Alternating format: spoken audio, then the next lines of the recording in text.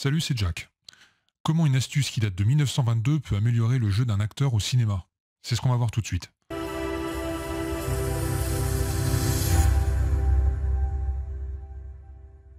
Vous êtes de plus en plus à suivre la chaîne et c'est hyper motivant, donc merci à tous ceux qui sont abonnés. Et puis si t'es pas encore abonné, tu peux le faire tout de suite. Et puis si tu regardes cette chaîne, c'est peut-être que tu aimerais en savoir encore plus sur le métier. Pour ça, tu peux rejoindre le groupe d'actrices et d'acteurs qui reçoivent mes emails privés. Pour ça, tu dois avoir un lien sous cette vidéo. Alors qu'est-ce que c'est que cette technique de 1922? Surtout qu'à l'époque, les films étaient encore muets. Alors, comment une astuce qui date de l'époque des films muets pourrait aider des actrices et des acteurs 100 ans plus tard? Eh bien, c'est grâce à ce qu'on appelle l'effet Kuleshov. Lev Kuleshov, c'était un théoricien et cinéaste russe qui a fait une expérience intéressante. Il a découvert qu'en filmant un acteur avec une expression neutre, selon ce que montre le contre-champ c'est quand la caméra montre ce que regarde un personnage, selon ce que montre le contre-champ, le spectateur pensera que l'acteur ressent quelque chose de différent à chaque fois. La faim, la tristesse, le désir, etc. Au cinéma, on dit souvent que tout se passe par les yeux et qu'il faut en faire le moins possible. L'effet Kuleshov va aussi dans ce sens. Voilà un extrait.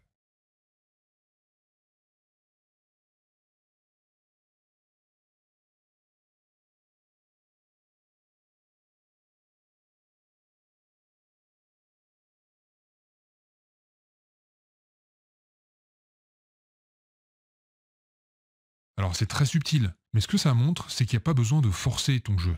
Parce que, grâce à l'effet Kuleshov, le spectateur va projeter sur l'acteur une émotion ou une intention.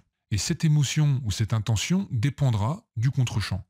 Donc, même en faisant rien, le spectateur verra quand même quelque chose, parce qu'il va être influencé par le plan qui vient juste après le plan de l'acteur. Tout ça, ça se passe donc au montage. D'ailleurs, Alfred Hitchcock lui-même expliquait qu'au montage, on peut changer la signification d'une scène. Tout ça grâce à l'effet Kuleshov.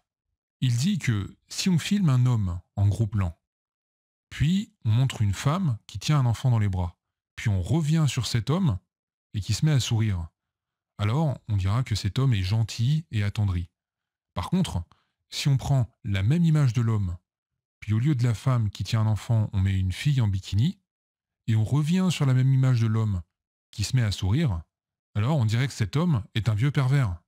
C'est un effet qu'il faut garder en tête, parce que ça montre bien qu'il faut éviter de montrer quand tu joues, mais plutôt de suggérer, c'est-à-dire de faire quelque chose de beaucoup plus léger.